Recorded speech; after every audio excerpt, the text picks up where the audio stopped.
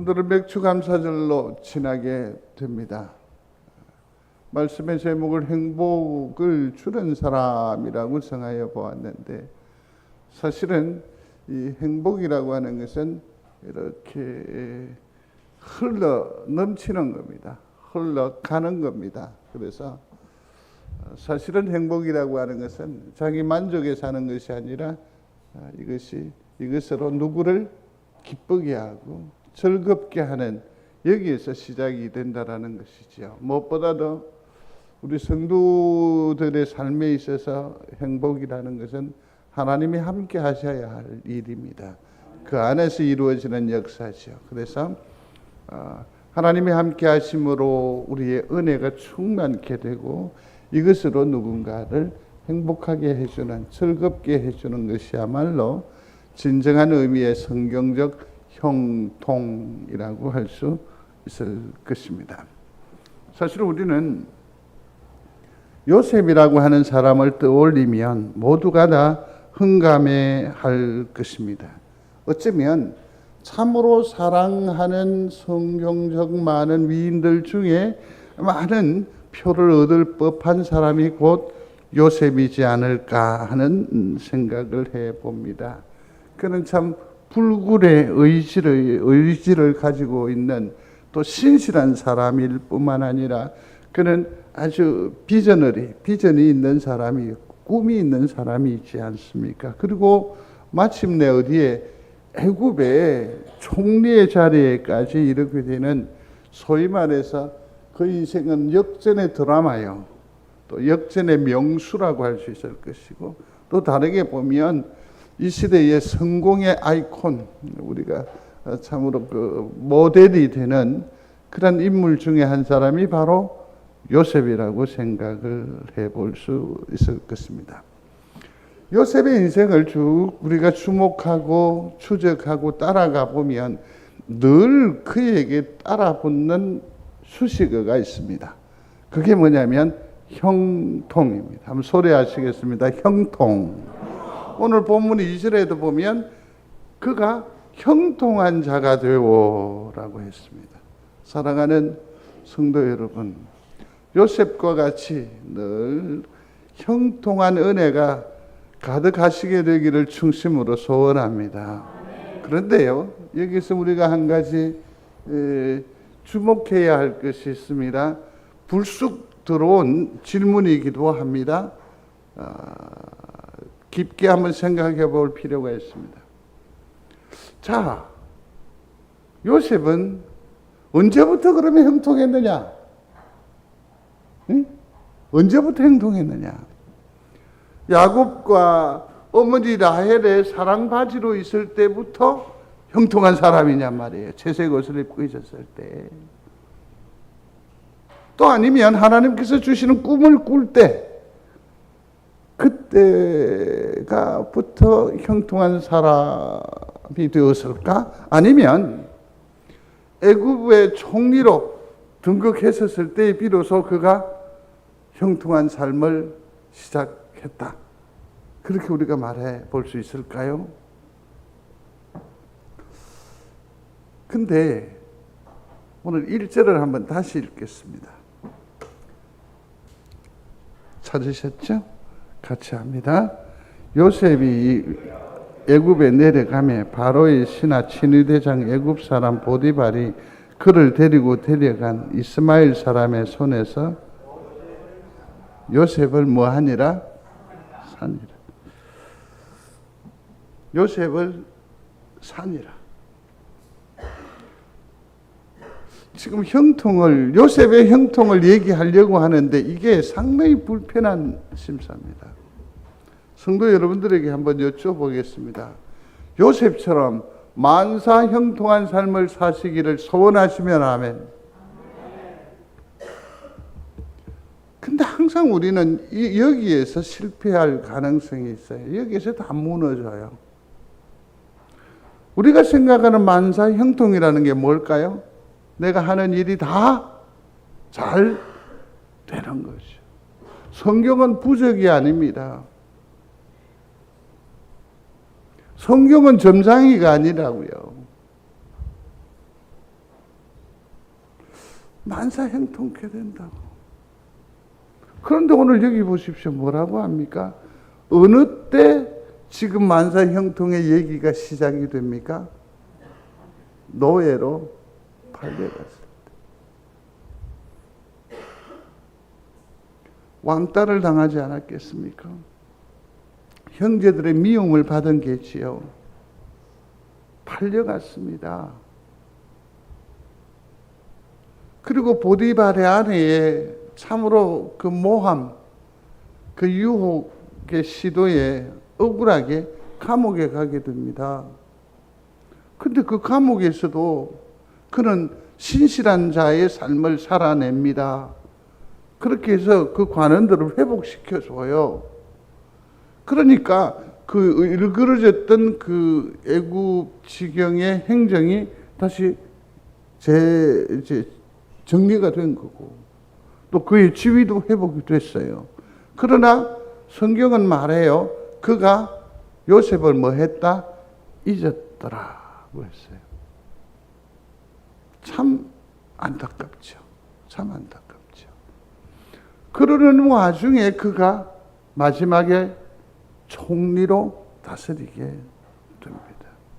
성도 여러분, 요셉이 가지고 있는 만사 형통의 복이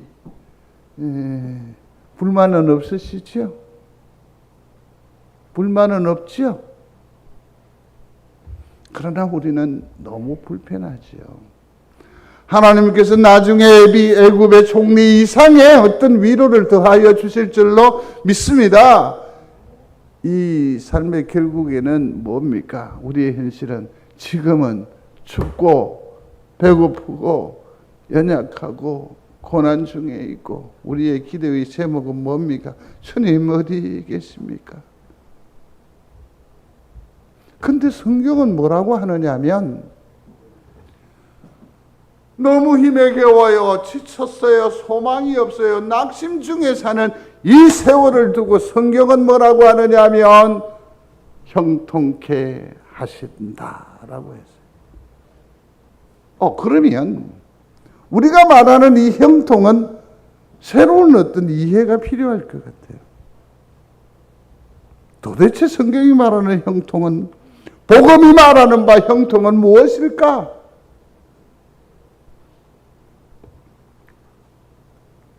이거 정리.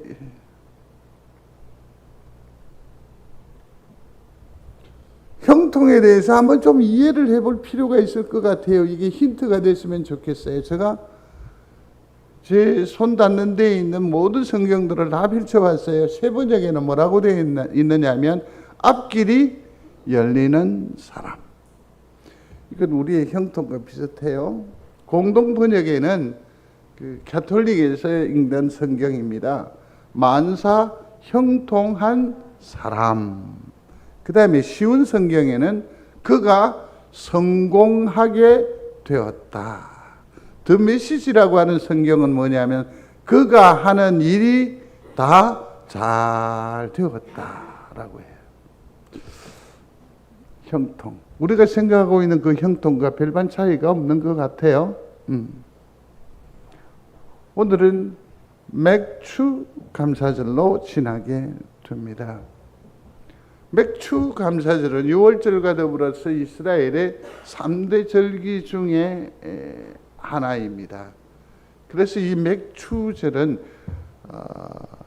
출애굽에서 가나안 땅으로 들어와서 하나님께서 허락하신 젖과 꿀이 흐르는 복지에 들어와서 처음 소득을 하나님께 드리는, 그래서 초실절이라고 했고, 이게 이제 파종을 하고 처음으로 거두는 그게 절기로 이렇게 하면 오순절이 된다는 거죠. 오순이 돼요. 그래서 오순절이라고도 해요. 그래서 맥추 감사절은 그러한 의미로 보면 조금 여러 가지 설명이 필요해요. 그러나 교회력에 있어서 맥추 감사주일은 미리 하는 감사예요. 하나님께서 허락하신 복락을 반드시 더해 주실 줄로 믿습니다 하는. 그래서 어떤 의미로 봐서 상반기 추수감사절이라고 해도 될 것 같아요. 모쪼록 백추감사절에 하나님 앞에 영광을 올려 드리고 또 그러므로 베풀어 주시는 은혜가 우리 중에 흘러 넘치기를 바랍니다. 지난 주일 오후 예배를 섬기면서 이런 얘기를 한 적이 있습니다.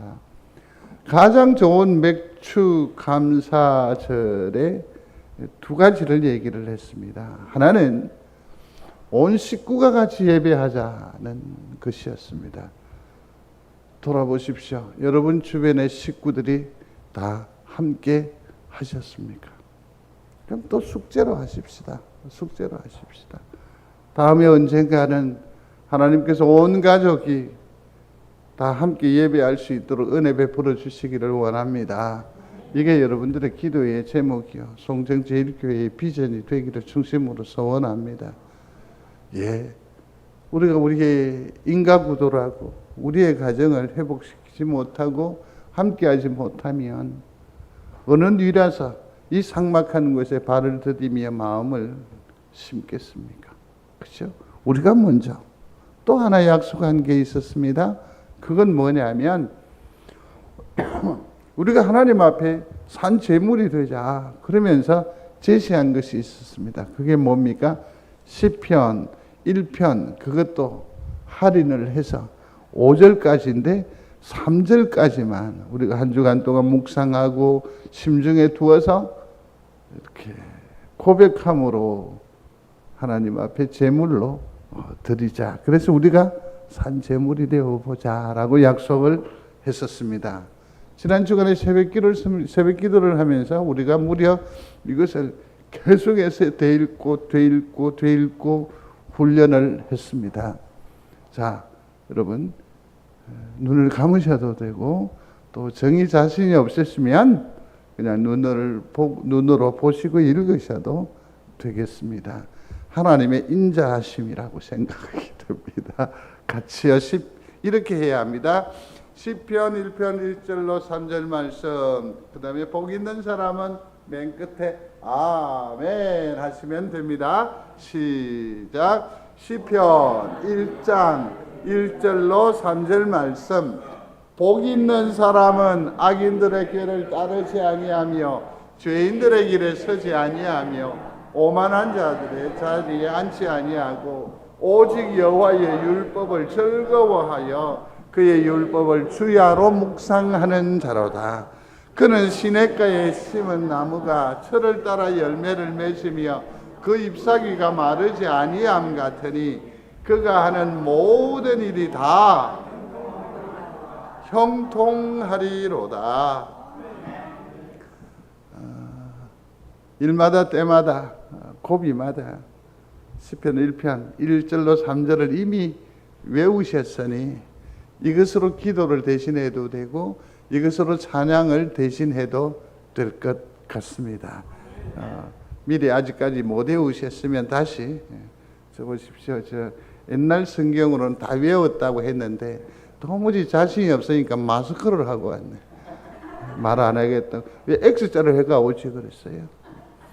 외워야 돼. 내가 목사가 영의 사람인데 그거 모를까 봐.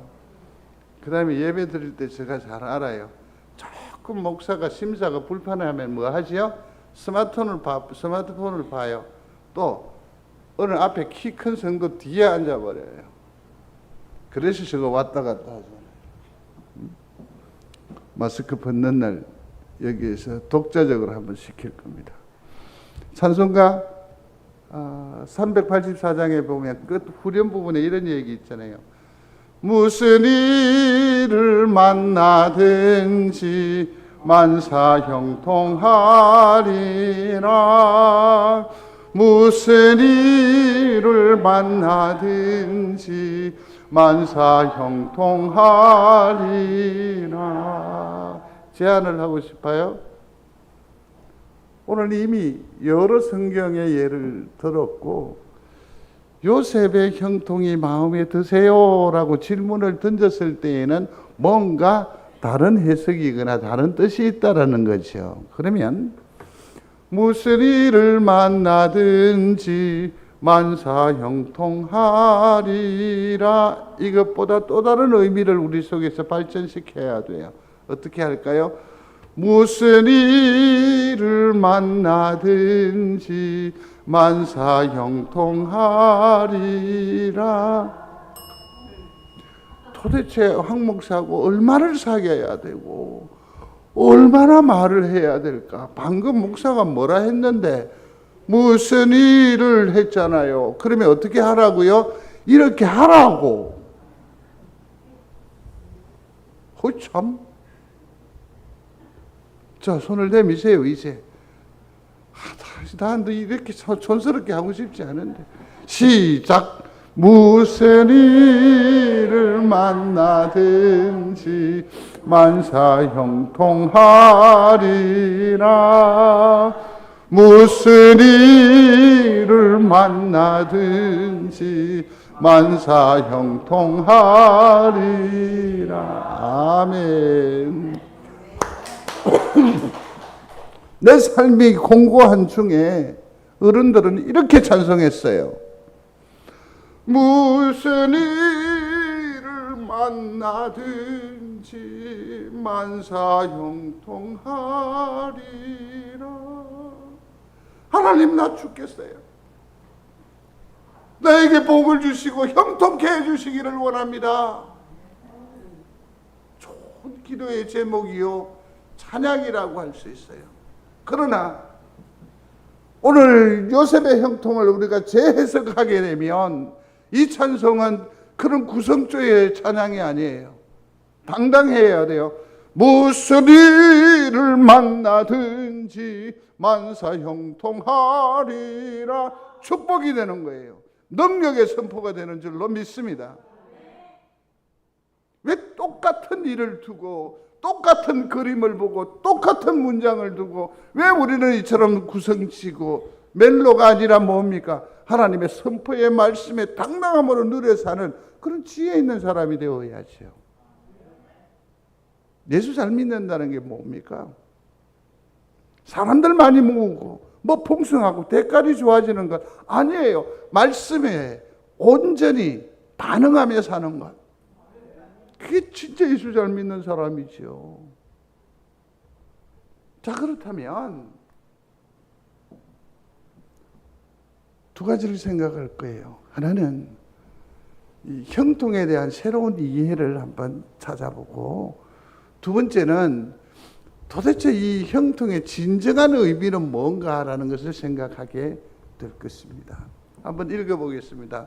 형통은 자기 성공이 아니라 성공시키는 사람이다. 아멘. 내가 잘 되는 것이 아니라, 내가 높은 곳에 이르는 것이 아니라 뭡니까? 내가 다른 사람을 성공하게 하는 거예요. 이게 형통의 사람이에요.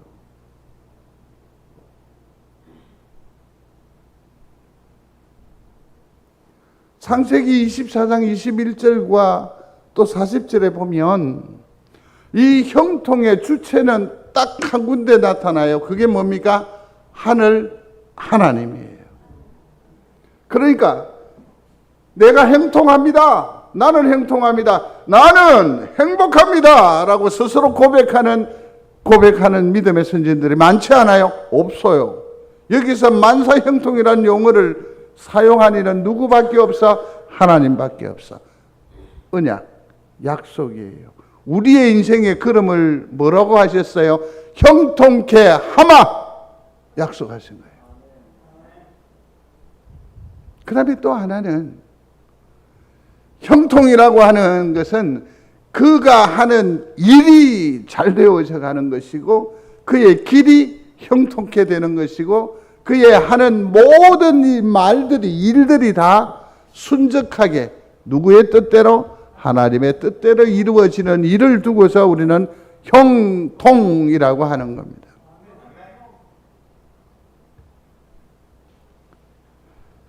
잘 아시잖아요. 이삭이 창세기 24장에 보면 아브라함이 아니죠. 창세기 24장에 보면 아브라함이 그 종에게 이삭의 배필을 구해오라고 사람을 보내잖아요. 그러면서 그가 기도합니다.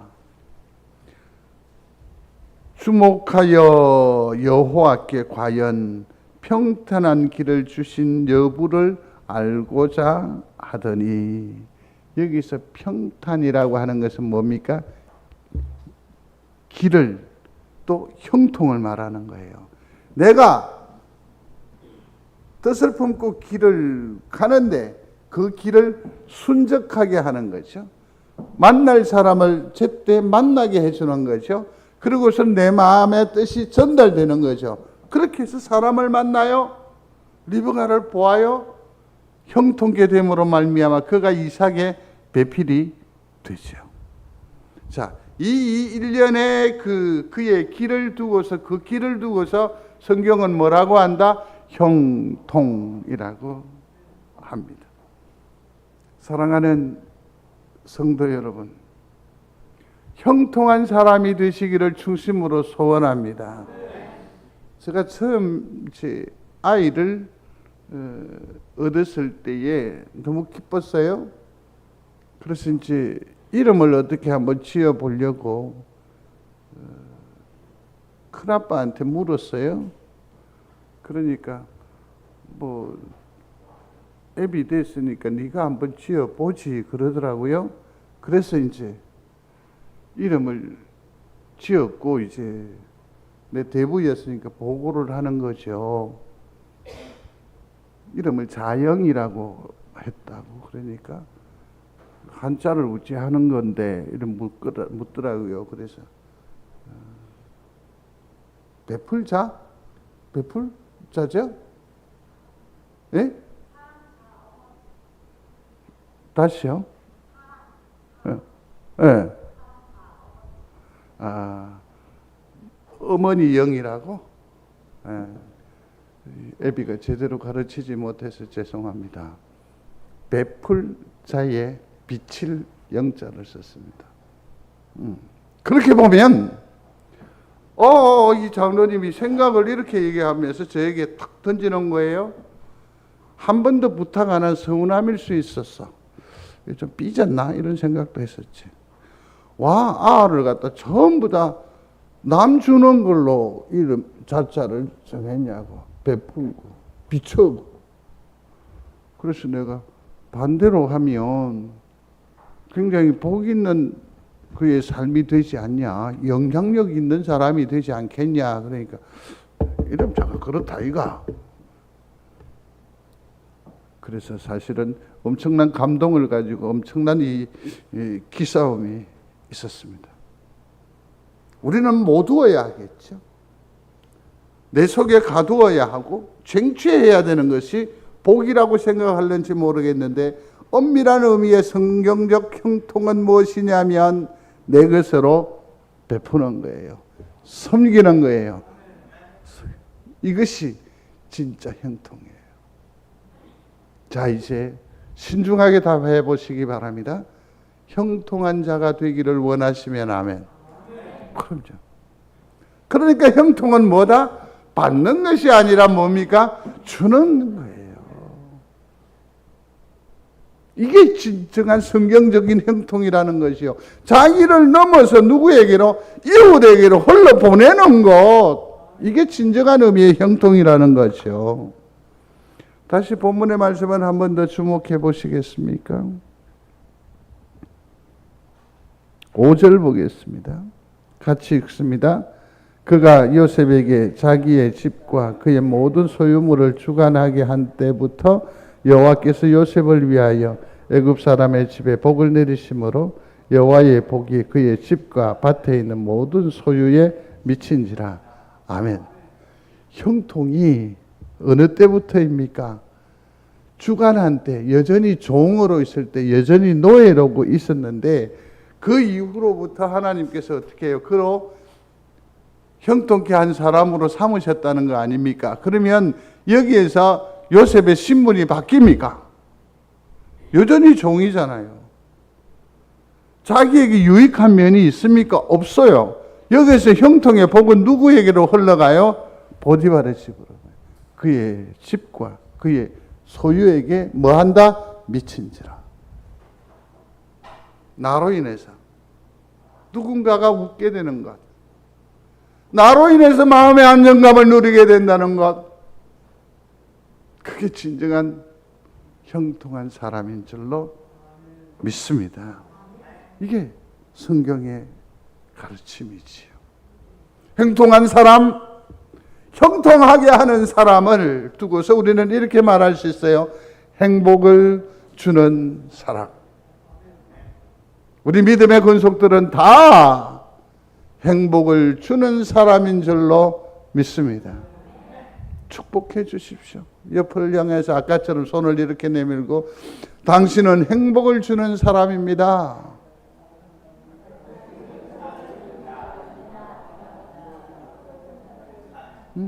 행복을 주는 사람입니다. 얼마나 소중한 관계예요. 얼마나 소중한 관계. 형통한 사람은 하나님의 축복의 통로가 되는 것이죠. 축복의 통로가 되는 줄로 믿습니다. 내가 있으면 든든하고, 내가 함께 가면 내가 그에게 베풀어 줄 것 거의 없어요. 그럼에도 불구하고 그는 가는 길에서 마음의 안정감을 가지고, 그렇다면 우리는 뭡니까? 행복을 주는 사람, 형통한 사람이 되는 줄로 믿습니다. 우리가 생각할 때, 좌우할 때 엄마라고 생각하면 그 엄마는 행복을 주는 사람, 형통한 사람이 됨을 믿습니다. 캄캄해요. 권사님. 그러면 그 권사는 형통을 주는 사람, 행복을 주는 사람인 줄로 믿으셔도 됩니다. 우리는 백주감사절의 모든 성도들을 향하여 이렇게 선언할 수 있습니다. 성도들은 하나님의 행복을 나누어 주는 형통의 사람입니다. 그래서 이게 효과가 있는 거죠. 이게 또 위로가 되고, 그가 다시 또 포기하지 않고, 나락으로 떨어지지 않고 다시 또 힘을 낼 수 있는.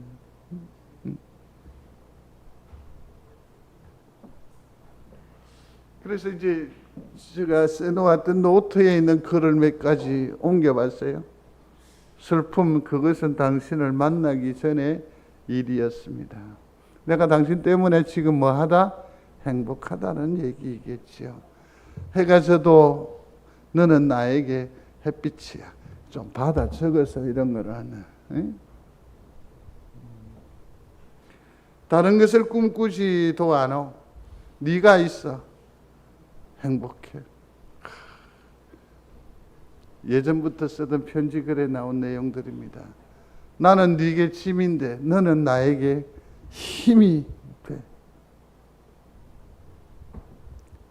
너를 만나 모든 것이 다 도움이야.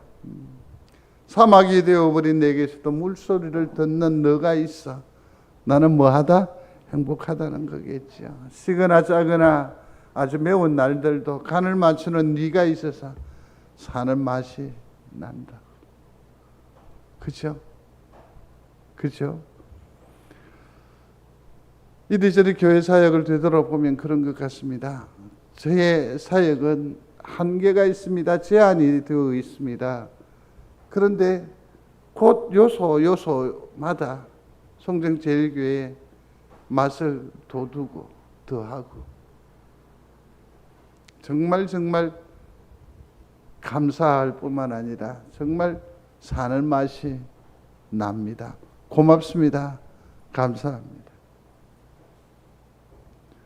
어느 권사님들이나 또 우리 장로님들하고 이렇게 대화를 나누면서 이런 생각이 들어요. 겨울에도 여름을 갖다 주고 바다가 보고 싶다고 하면 바다가 되어버리는 거. 목사가 또 혹은 교회가 영 억지를 부리는 그런 때도 없잖아요. 있었을 법한데 그래도 무슨 뜻이 있으려니 하나님께서 해량하시는 줄 알고 또 동의해주고 그래요. 바다가 되어주고 하늘이 되어주는 얼마나 감사한지요.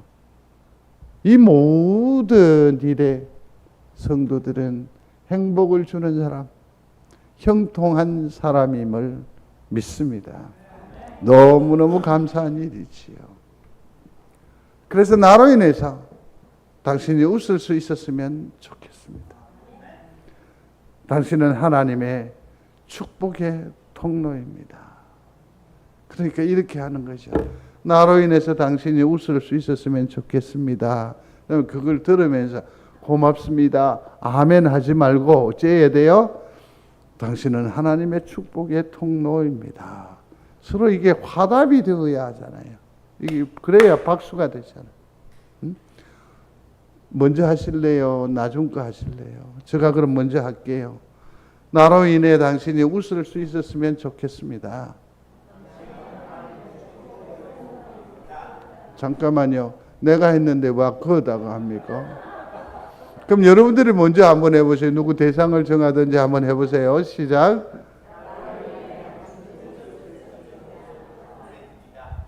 당신은 하나님의 축복의 통로입니다. 아멘. 서로를 위로하시고 격려하시겠습니다.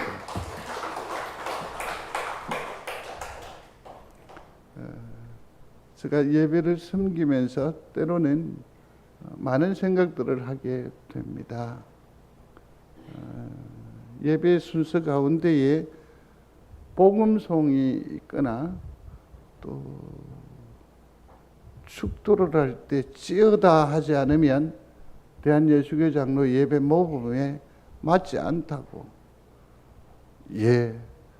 목사, 위임 목사로 세운 목사가 쫓겨나는 사례를 제가 가지고 있습니다. 근데 저는 하나님 앞에 예배함이 기쁨이어야 된다고 믿습니다. 그래서 이처럼 예배 중에 그럼요. 요즘은 보편화됐는데 예전에는 예배 중에 박수하면 돼요, 안 돼요? 안 되죠. 예배 중에 사람하고 인사하면 돼요, 안 돼요? 모르세요? 예배 모범에 인사할 수 없습니다. 근데 우리는 어떻게 합니까? 오자마자 뭐 얘기도 하고 막 그러잖아요. 그렇게 하면 안 됩니다. 주의 따라. 사탕도 이렇게 막 꺼내주고 이래 하면은 안 됩니다. 다 못하고 난 뒤에 예배 마친 후에 해야 합니다. 예배 모범입니다. 그러나 저는 하나님의 기쁨이어야 하기 때문에 우리의 이름 살아있는 생생한 모습을 오히려 하나님이 기뻐하시는 줄로 믿습니다. 예배 중간에 박수하고 했기 때문에 신변의 위협을 느껴가 미리 이렇게 얘기해 두는 거니까. 두 번째, 형통은 소리하십시오. 형통은 임마누엘이다. 형통은 임마누엘입니다. 여호와께서 함께 하심으로. 형통은 하나님께서 함께 하는 겁니다. 함께 하는 겁니다. 성도 여러분, 그렇지 않습니까? 아무리 캄캄해도 아무리 낭망스러워도 내 곁에 그이가 있으면 막 어떻게 사라지잖아요. 힘이 되잖아요. 그 힘, 그 에너지가 누구입니까? 하나님이시죠. 이게 바로 형통입니다. 하나님이 나와 함께 하시는 것. 하나님께서 나와 동행하시는 것. 이 은혜가 늘 성도들 중에 흘러 넘치시게 되기를 중심으로 소원합니다. 생각해 보십시오. 하나님은 항상 우리와 함께하여 계심을 믿습니다. 믿습니다. 우리가 새벽기도 때 살펴보았는데요.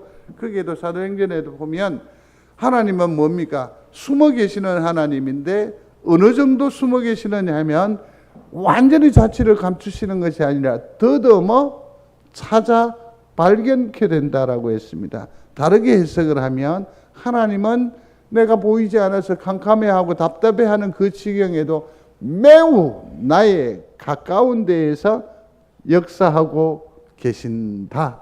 가까이 계신다. 멀리 계시지 아니한다. 그러므로 우리는 이렇듯 고백할 수 있을 겁니다. 내가 너와 함께 있겠다. 이건 누구의 말씀? 하나님의 말씀이에요. 믿는 여러분들이 되시기를 바랍니다. 일마다 때마다 이 음성을 듣는 은혜가 있게 되기를 바랍니다. 그 다음에 또 이 형통이라는 측면에서 해석을 하면, 여기서 내가 너와 함께 있겠다라고 하는 것은 누구 선언? 하나님의 선언이요, 하나님의 약속이지만 그것이 실제를 어떻게 합니까? 자기는 잘 몰라요. 고백할 수 없을는지 모르겠는데 제3의 사람들이 보면서 뭐라고 합니까? 하나님이 그와 함께 하셨다. 보디발도 하나님께서 요셉과 함께 하심을 보고 모든 소유를 맡겼어요. 간수장도 마찬가지예요. 하나님께서 그와 함께 함을 보고, 천하의 바로도 어떻게 해요? 함께 함을 보고. 하나님이 그와 함께 하시다라고 하는 아름다운 평가와 선언이 우리 성도들의 인생에 있게 되기를 주의 이름으로 축복합니다. 내가 권사님을 만나서 얼마나 행복한지 몰라요. 얼마나 아름다운지 몰라요. 왜냐하면 하나님이 늘 권사님과 함께 하시더라고요. 이런 고백을 한번 들어보시는 건 어때요? 듣기를 원하시면 소원을 이루어 드려야죠. 자, 손을 이렇게 내밀어서 하나님이 권사님과 함께 하십니다.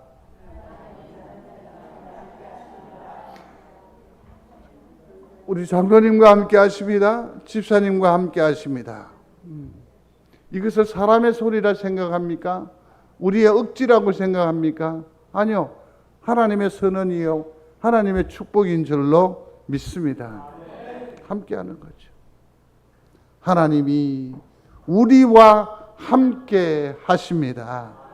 그렇다면 우리는 형통한 사람, 행복을 주는 사람이 됨을 믿습니다. 폴리갑이라고 하는 서머나의 폴리갑이라고 하는 대주교인데, 이리저리 굉장히 시기모함을 받아서 화형에 처하게 됩니다. 그가 편지를 소아시아 교회들에게 한 9통을 썼는데, 그 중에 개인에게 이 서신을 준 사람이 바로 이 폴리갑인데, 그가 이렇게 말합니다. 나는 86년 동안 그분을 섬기며 살았으나 그분은 한 번도 나에게 해를 끼친 일이 없어. 그런데 내가 어떻게 나를 구원하신 나의 왕을 모독할 수가 있단 말이요. 한 번만 말 딱 바꾸면 살려주겠다. 근데 그는 하나님을 배신하지 않는다고. 왜냐하면 그는 한 번도 나를 여기 표현해서는 뭡니까? 해하지 않았다고 했는데, 해를 끼친 일이 없다고 했는데, 아닙니다. 하나님께서는 나를 86년 동안 한 번도 다르게 표현하면 배신한 적이 없습니다. 근데 내가 어떻게 하나님을 배신하겠습니까? 내 삶을 가지고. 이런 고백이 참 그리운 시절입니다. 오늘 이 임마누엘의 은혜는 태평한 때에 있지 않습니다. 폭신한 침대에서 들을 소리가 아닙니다. 임마누엘의 은혜는, 형통의 축복은 어느 자리? 버림받은 자리, 징벌을 받았다고 느끼는 자리. 이 사람, 하나님은 이 사람과 함께하지 않아. 하나님께서 버리셨어. 가련한 놈, 불쌍한 놈, 참으로 처량한 놈이라고 얘기하는 그 엄청난 비난과 도전의 자리에 하나님은 여전히 함께하시고 붙드시는, 살아계시는 내 편 하나님이심을 믿습니다. 이게 임마누엘의 형통입니다. 2절과 21절 성경을 보십시오. 환난입니다. 핍박 중에도 늘 하나님은 요셉과 함께 하셨습니다. 함께 하심의 그 결과가 형통이었습니다. 행복을 주는 자였습니다. 이와 같은 은혜가 우리 성도들 중에 홀로 넘치게 되기를 충심으로 소원합니다. 형통의 사람은 하나님이 함께하는 사람입니다. 이웃을 성공시키는 사람입니다. 맡은 일을 형통하게 하는 사람입니다. 행복을 주는 사람입니다. 우리 성도들이 다 이와 같은 줄로 믿습니다. 말씀을 거두겠습니다. 하나님이 나와 우리와 함께 하십니다. 믿는 여러분들이 되시기를 바랍니다. 그러면 우리는 만사 형통하는 사람, 또 뭡니까? 행복을 주는 사람이 됨이 아니겠습니까? 그러므로 우리는 늘 이러한 태도와 이러한 은행 심사가 늘 입술에 찬양이 되어야 합니다. 음식이 되어야 합니다. 이겁니다. 당신이 더 행복했으면 좋겠습니다. 같이 해보겠습니다. 시작. 당신이 더 행복했으면 좋겠습니다. 한 번 더요. 당신이 더 행복했으면 좋겠습니다. 아멘. 기도하겠습니다. 하나님, 나의 유익과 나의 필요를 구하는 것도 아름답고 소중한 일이지만 하나님이 나와 함께 하여 주셔서 내가 누군가의 힘이 되고 위로가 되고 능력이 되어 준다면 이 또한 하나님 앞에 영광이 되는 복된 삶이 될 줄로 믿습니다. 마음으로 충심으로 고백합니다. 당신이 곧 우리 성도들이 더 행복했으면 좋겠습니다. 더 많이 웃을 수 있었으면 좋겠습니다. 더 많이 축복할 수 있었으면 좋겠습니다. 저들을 사랑하여 주옵소서. 예수님 이름으로 기도드립니다. 아멘. 교회